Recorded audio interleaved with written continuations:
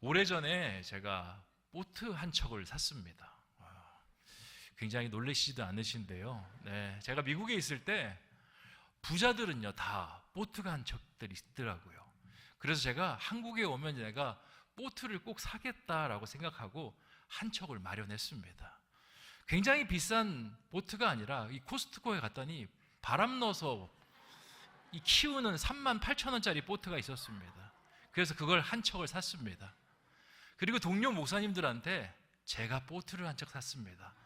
한번 태워드리겠습니다 하고 꼬셔서 이제 이 보트를 끌기 위해서, 태우기 위해서 계곡으로 데려왔습니다.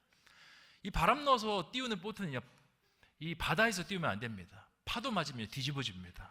그래서 계곡으로 가야 됩니다. 계곡에서 보트를 쫙 펼쳤더니 목사님들이 어이없어 합니다. 이거예요? 네, 맞습니다. 이게 보트입니다. 이 영어로 BOAT, 보트입니다. 그리고는 태워줬는데요, 우리 목사님들 마음이 참 가난한 사람입니다. 태워드렸더니요, 너무 기뻐하는 거예요. 너무 좋아하는 겁니다. 마치 천국에서 보트 타는 것처럼 너무 좋아하는 거예요. 그래서 그 말씀이 있는 것 같습니다. 마음이 가난한 자는 복이 있나니 천국이 저희 것이미로.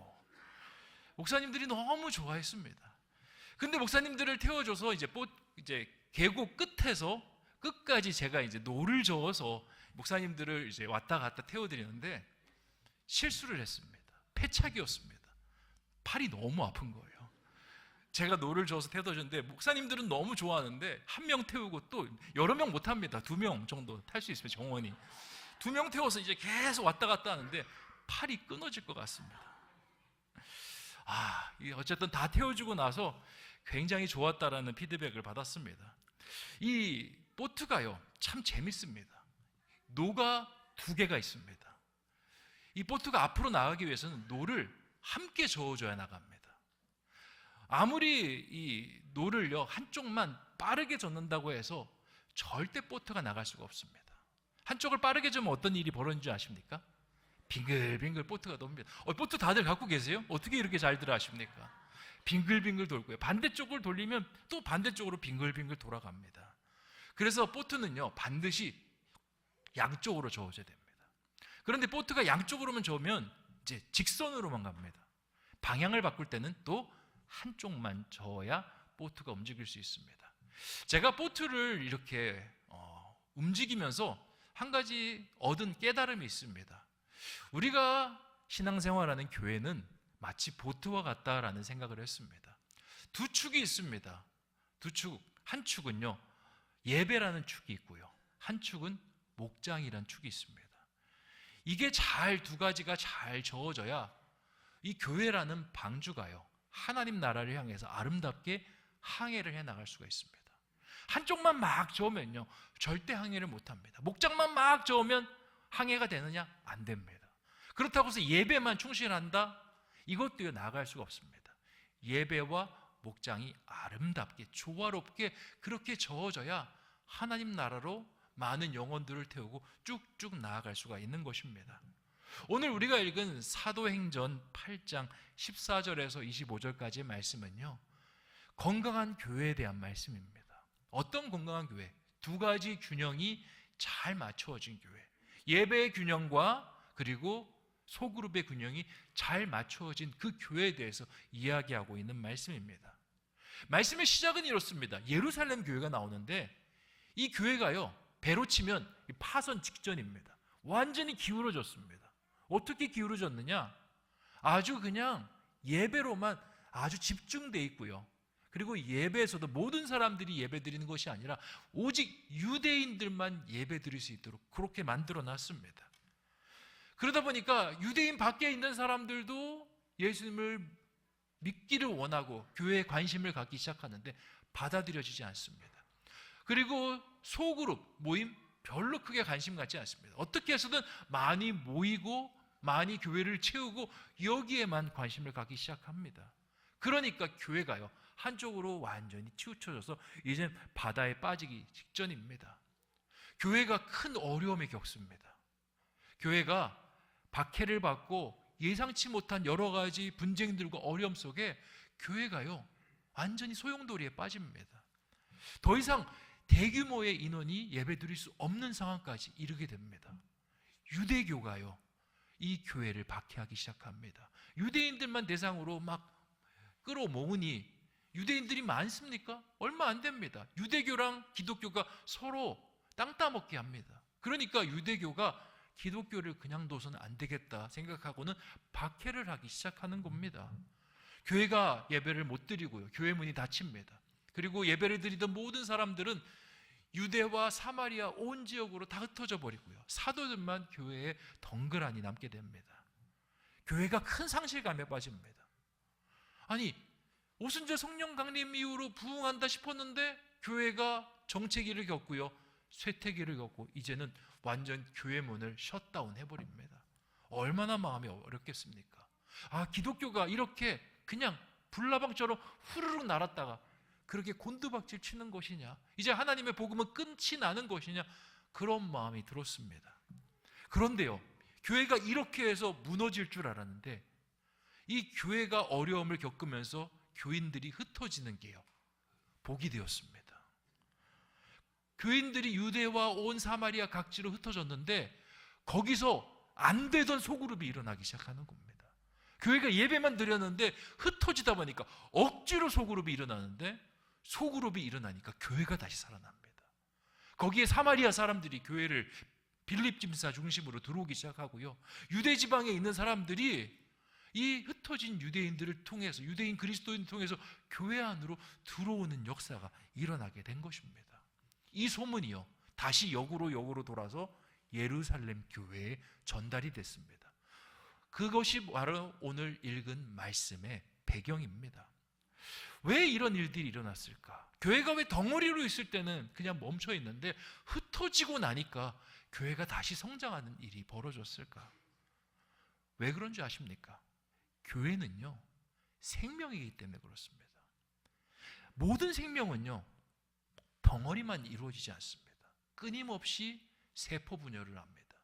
하나가 둘이 되고 둘이 세 개가 돼서 자꾸 성장해가고 자꾸 전체의 덩어리가 커지도록 만들어가는 게 생명이고요, 그리고 생명을 품은 교회입니다.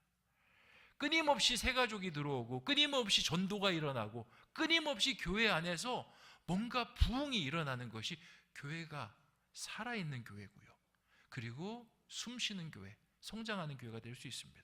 예루살렘 교회는요, 어느 순간 커지다 보니까 이 커진 몸통을 유지하려고 했습니다. 그리고는 더 뻗어나가는 것을 싫어했어요. 그러다 보니까 교회가 생명력을 잃습니다.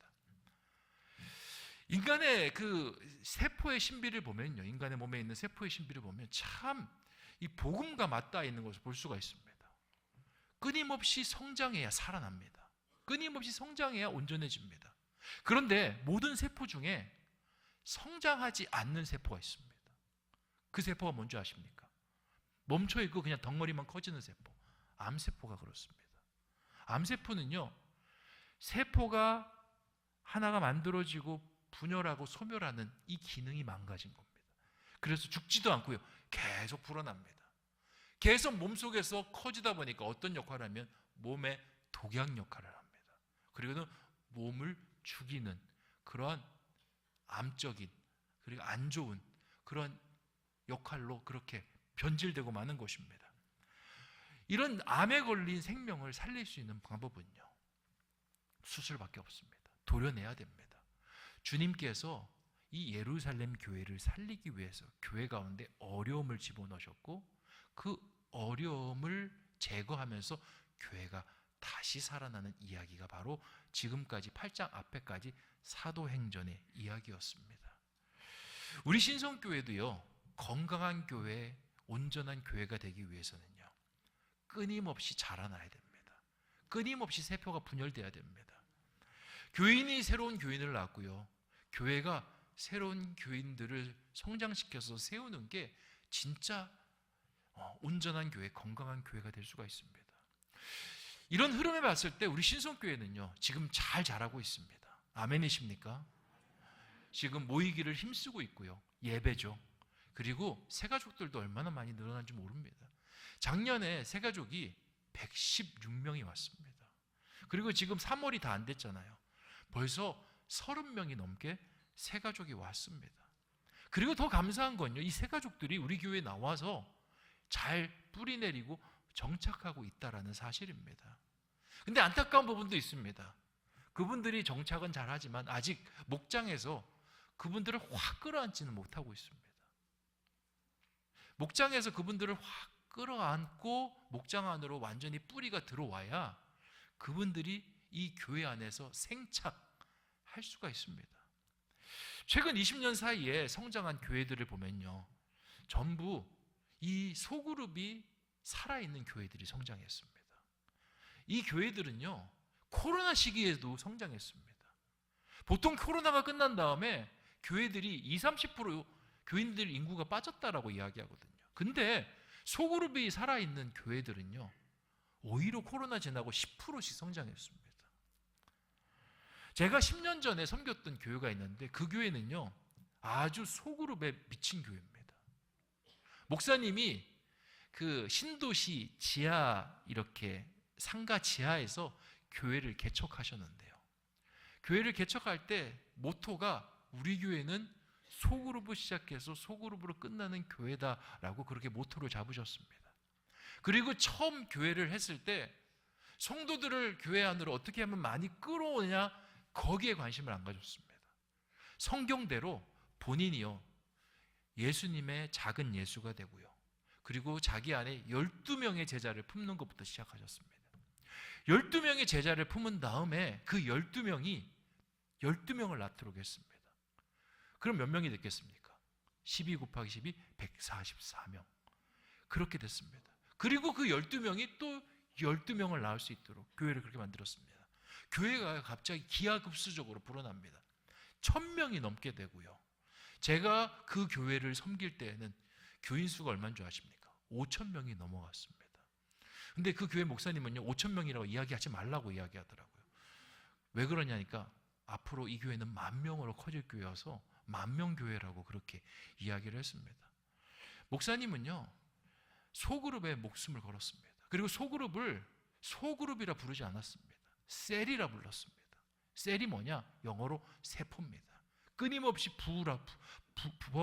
분열하고 분열을 통해서 성장하고, 그렇게 해서 그리스도의 몸을 이루는 것이 교회다라는 그런 교회의 관을 갖고 있어서 목사님이 그렇게 불렀던 겁니다. 저는 우리 신성교회가 이런 세포가 성장해서 그리스도의 몸을 이루는 공동체가 되었으면 좋겠습니다. 그 중심에 우리 목장이 핵심이 되었으면 좋겠습니다. 세포의 근원, 미토콘드리아 그런 거 있지 않습니까? 그런 역할처럼 중심에 딱 박혀 있어서 세포를 끊임없이 성장시키고 에너지를 공급하는 복된 공동체가 되었으면 좋겠습니다. 지난주에 굉장히 고무적인 일이 있었습니다. 이 남성 소그룹을 제가 몇 주 광고를 했지 않습니까? 기억나십니까? 그런 게 있었나 하는 얼굴이신데요, 그런 게 있었습니다. 남성 소그룹을 모집했는데 몇 명이 온 줄 아십니까? 11명이 오셨어요. 놀라지도 않으시네요. 우리 남성 소그룹 그렇게 쉽게 모이는 그런 사람들이 아닙니다. 근데 11명이나 모이셨어요. 11명이 모였어요. 지난주에 얼마나 뜨겁게 나눴는지 모릅니다. 그리고 벌써 조직도 다 짰습니다. 찬양팀장 나왔고요, 그리고 그 안에 중보기도 팀장 나왔고요, 간식팀장도 나왔습니다. 남자들이요, 나눔하면요, 여성들보다 간식 더 많이 먹습니다. 왜냐? 예전에 데이트할 때 생각해 보시죠. 남자친구랑 이렇게 데이트하면 그 음식 누가 다 먹습니까? 남자들이 다 먹죠. 이 식사량이 어마어마합니다. 근데 괜히 어디 나가면요, 이게 체면 떠느라고 잘 안 드세요. 근데 체면이 풀리잖아요. 막 섭취합니다. 흡입합니다. 이 간식 팀장이 굉장히 중요합니다. 그래서 지금 지난주에 간식 팀장님까지. 그리고 원래 제가 이제 거기 있는 핵심 분들과 얘기를 했을 때는 한 1-3주 정도, 한 달에 한 2번 정도만 만나자라고 이렇게 합의를 하고 들어갔는데요, 지난주에 목사님 4주 내내 해야 됩니다, 그렇게 이야기하시더라고요. 제가 얼마나 당황스러웠는지, 그걸 끊어내는지 얼마나 힘들었는지 모릅니다. 그래서 잘 합의가 돼서 일단 전반기는 이제 한 달에 2번만 하고 이제 하반기로 갔을 때 좀 더 논의합시다, 그렇게 이야기를 드렸습니다. 저는 이게요, 우리 교회에 부어주시는 하나님의 은혜의 신호라고 생각합니다. 목장이 살아나는데 목장 중심은 여자들입니다. 하지만 남성도 살아날 수 있습니다. 남성들이 하나님의 귀한 일꾼들로 세워지고요, 가정에서는요 하나님께서 기뻐하시는 믿음의 가장들로 세워질 줄 믿습니다. 교회는 끊임없이 소그룹이 활성화돼야 온전한 교회, 건강한 교회가 될 수 있습니다. 그런데 아까도 말씀드렸다시피 소그룹은 한 축입니다. 또한 예배의 축이 잘 이루어져야 교회가 노를 잘 저을 수 있습니다. 소그룹이나 이 목자가요, 이 한 성도를 케어하고 돌보는 데 있어서 어떤 역할을 하냐면 성도를 어머니처럼 양육하는 그런 역할들을 합니다. 어머니처럼 양육한다는 건 주로 돌봄을 이야기하는 거예요. 뭔가 먹을 것이 필요하면 먹을 것을 채워주고, 힘듦이 있고 눈물을 흘리면 눈물을 닦아주고. 그런데 이 아이는요, 어머니로부터 양육받고 사랑받고 돌봄받는 것도 필요하지만 어느 정도 자라면 선생님이 필요합니다. 선생님이 있어야 그 어린아이가요 온전한 사회성도 기르고 온전한 인간의 면모를 그렇게 보일 수가 있습니다. 우리 신앙인들도 마찬가지입니다. 목장은요 인큐베이터 같아요. 새로운 영혼이 들어오면 그 영혼이 잘 생착할 수 있도록 보듬어주고 돌봐주는 역할을 합니다. 그리고 중보기도도 해주고요, 아픔 있으면 위로해주는 역할을 합니다. 하지만 그를 성장시키기 위해서는 다른 동력이 필요합니다. 그 동력이 뭐냐? 예배의 동력입니다. 오늘 말씀에서도 딱 이런 일이 일어납니다. 사마리아에 복음이 들어갔습니다.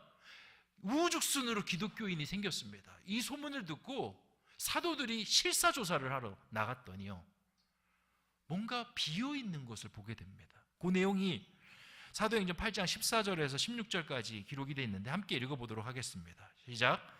예루살렘에 있는 사도들이 사마리아도 하나님의 말씀을 받았다 함을 듣고 베드로와 요한을 보내매 그들이 내려가서 그들을 위하여 성령 받기를 기도하니 이는 아직 한 사람에게도 성령 내리신 일이 없고 오직 주 예수의 이름으로 세례만 받을 뿐이었더라. 아멘. 자, 실사조사를 하러 내려갔더니요, 뭐가 비어 있습니까? 성령을 이 사람들이 받지 않은 겁니다.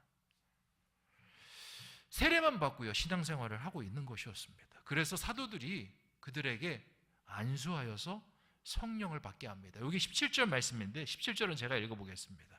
이에 두 사도가 그들에게 안수하며 성령을 어떻게 했다고요? 받은지라.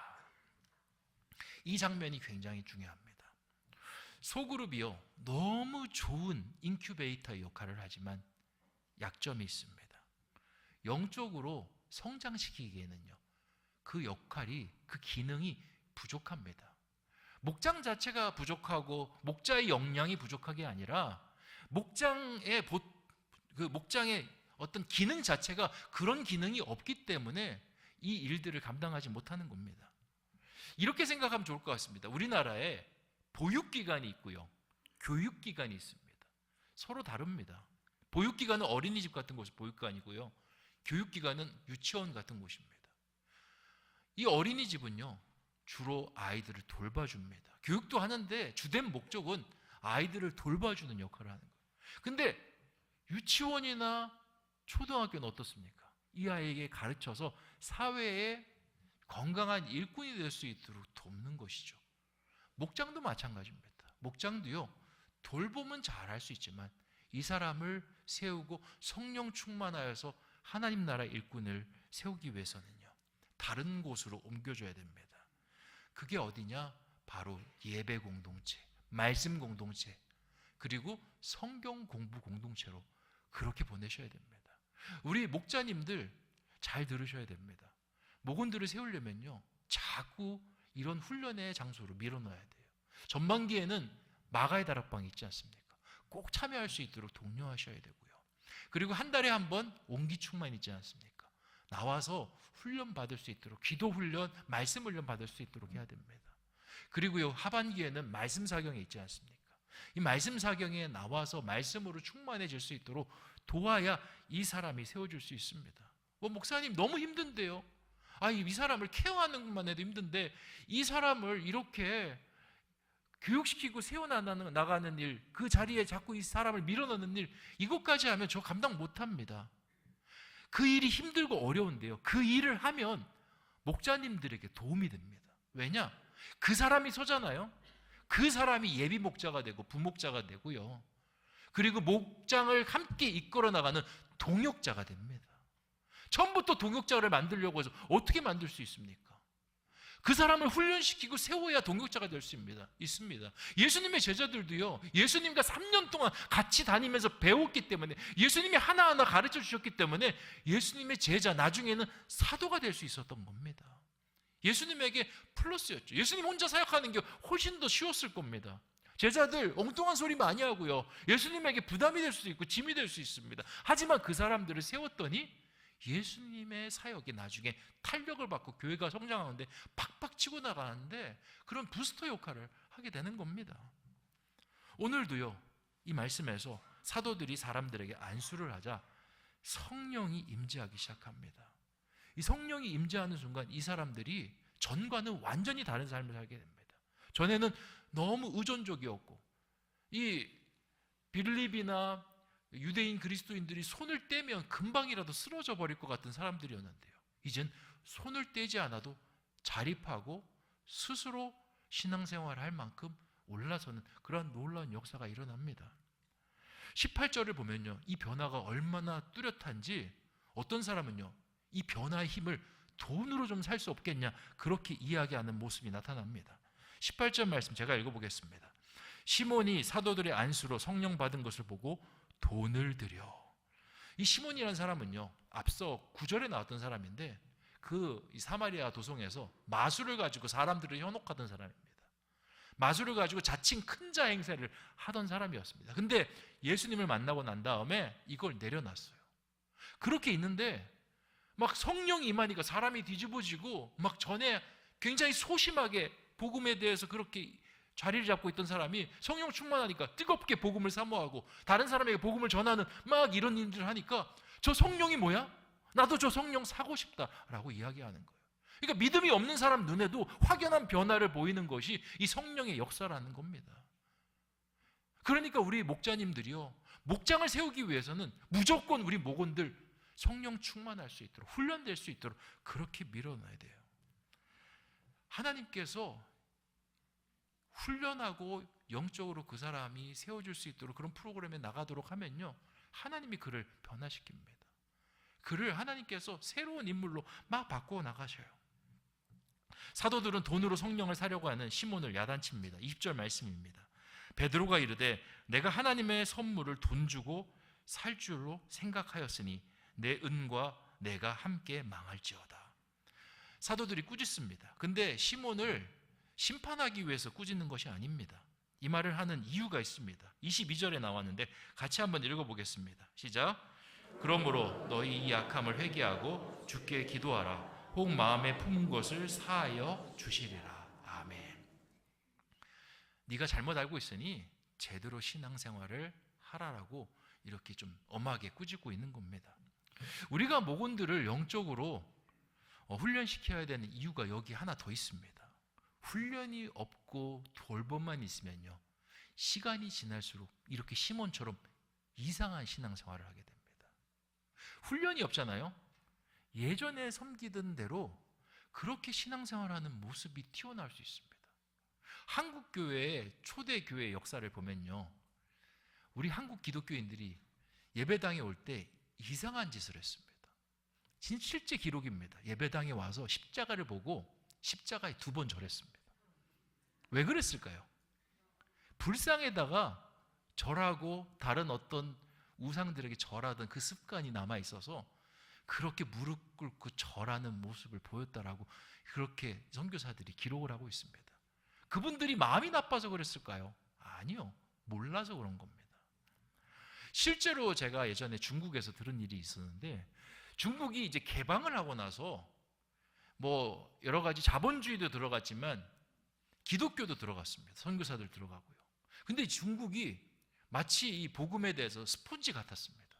선교사님들이 들어가서 이제 성경을 나눠주는데, 선교사님이 들어가서 복음을 전하는 속도보다 성경이 나누어져서 복음으로 마을이 막 변화되는 속도가 더 빠르게 일어나는 거예요.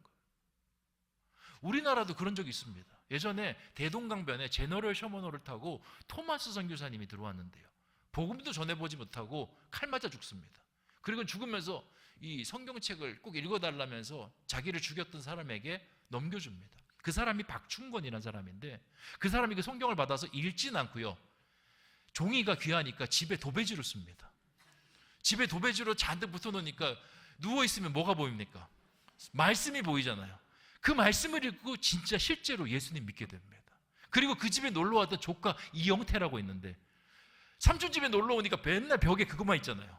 그 사람도 그거 읽다가 예수님 믿게 됐습니다. 그러면서 선교사님 아무것도 전하지 않았는데 그 성령의 역사로, 성경의 역사로 거기가 최초의 교회가 되는 역사가 우리 대한민국 그 조선 기독교 역사 속에 이렇게 기록이 되어 있습니다. 일어났습니다. 똑같은 일이 중국에서 일어난 겁니다.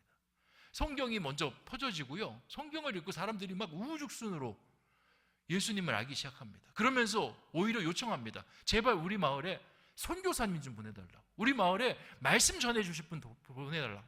그래서 말씀 전하실 선교사님을 급작스럽게 이제 대도시에 있는데 시골 마을로 이렇게 순회로 보냈습니다. 갔더니 얘기 들은 것처럼 아주 마을 사람이 뜨겁습니다. 막 성령 충만하고요. 그런데 선교사님이 이제 대화를 나눕니다. 아유, 이렇게 성경만 읽고 예수님을 만나고 이렇게 복음에 대해서 뜨거움을 갖는 거 너무 귀한 일이네요. 대단한 믿음이십니다. 이렇게 칭찬을 했는데, 그 말을 듣던 우리 그 마을에 있는, 중국 마을에 있는 사람이 이런 말을 했다는 겁니다. 아유, 저는 아직 믿음이 부족합니다. 제가 아직 아브라함의 믿음까지는 내가 도달하지 못했습니다. 라고 이야기한 거예요. 아브라함의 믿음요? 어떤 믿음 말씀하시는 거예요? 아, 제가 아들을 바쳐야 되는데 아들을 못 바치고 있습니다. 아브라함처럼 아들을 잡아서 바칠 정도로 돼야 되는데 내가 아직 그 정도가 못 돼서 하나님 앞에 늘 죄송한 마음입니다. 선교사님이 충격을 먹었다라는 거예요. 그러니까 성경을 알지 못한 상태에서 그냥 무작정 읽으니까 아브라함의 믿음이 귀하다라고 읽었는데, 그 아브라함의 믿음을 자기 아들을 잡아서 인신제사를 드리는 곳으로 해석을 한 것이라는 겁니다. 이게 무엇을 말하느냐?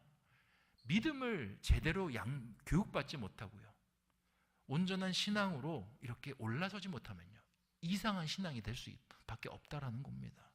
마음은 뜨거운데 막 뭐든지 흡수하고 싶은데 잘못된 것까지 흡수할 수 있는 그런 위험한 일들이 일어날 수 있다는 겁니다.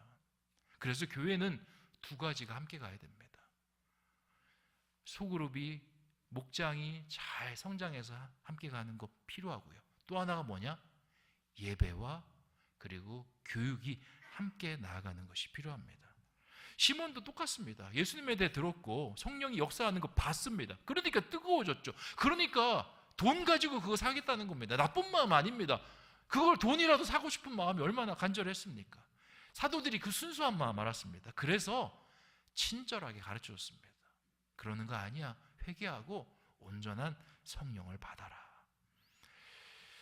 그 후에 이제 사도들이요, 예루살렘으로 돌아갑니다. 근데 그 이후에 벌어지는 일들이 재밌습니다. 25절 말씀 같이 한번 읽어보겠습니다. 시작. 두 사도가 주의 말씀을 증언하여 말한 후 예루살렘으로 돌아갈새 사마리아의 여러 마을에서 복음을 전하니라. 아멘. 자, 두 사도가 이제 예루살렘으로 돌아갑니다. 이제 이 사마리아에는 사도가 있습니까? 없습니까? 없습니다. 근데 마지막 말씀 보십시오. 사마리아인의 여러 마을에 복음을 전하리라. 이게 누가 복음을 전한 것일까요? 거기 있는 사람들이 성령 충만해서 복음 전한 겁니다. 우리가 사람을 세우고 양육해야 되는 일, 교육해야 되는 일이 바로 여기인 겁니다. 내가 그 사람을 세워놓잖아요. 그 사람이 나와 똑같은 일을 하기 시작합니다. 그 사람이 나의 정말 둘도 없는 그런 동역자로서 나의 사역들을 얼마나 아름답게 도와준지 모릅니다. 이런 사람들이 쭉쭉 채워지면서 교회가 확확 성장해 나가는 겁니다. 영적으로 은혜를 받았으면요, 은혜를 나누어 주셨으면 좋겠습니다. 그리고 은혜를 나누어 주면서도 그 사람이 온전해질 수 있도록 그 사람을 격려해 주시고 프로그램에 같이 나갈 수 있도록 지지해 주시고 지원해 주셨으면 좋겠습니다.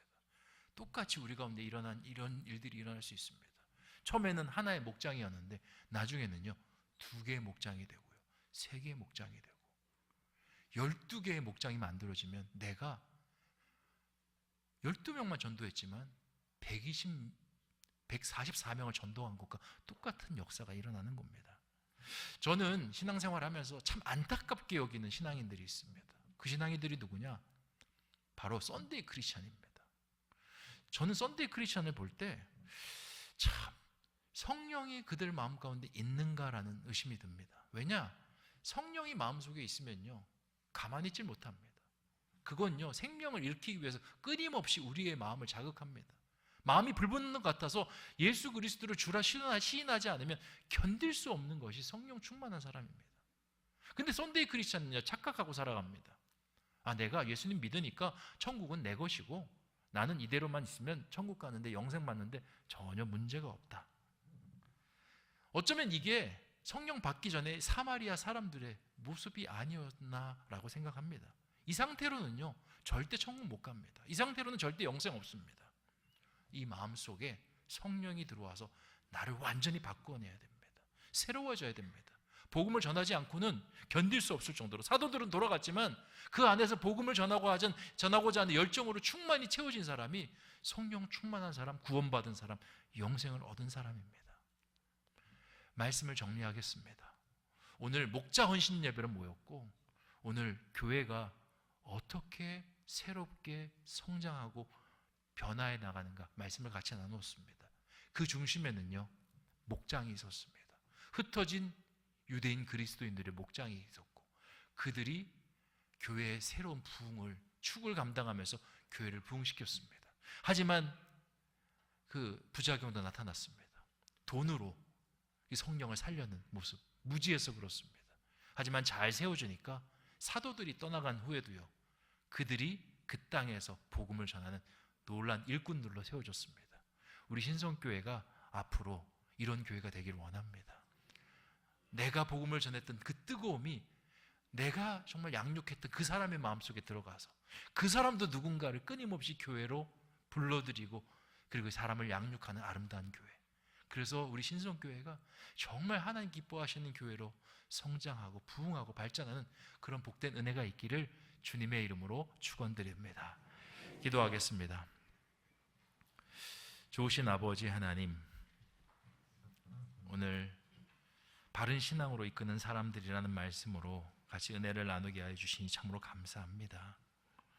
오늘 사도행전의 말씀은 건강한 교회에 대한 모습, 로드맵을 보여주십니다.